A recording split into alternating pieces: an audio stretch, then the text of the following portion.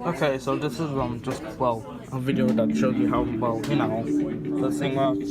Well, a project anyway. Okay, so the white is ground. It goes into the Atari Joystick. And the red wire is 5 volts. And if I use the joystick, up, down, left, right, and of course button. Okay, so how it works is the toy joystick it grounds pins that are being used. Like for example, if I press if I move the stick up, grounded, down, grounded, left, grounded, right, grounded. You probably get the deal now. Okay, and the yellow wires are pins. This one's up, down, and left and right, and this one is fire.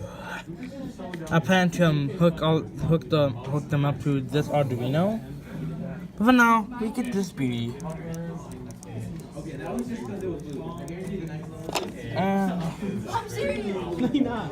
I love it.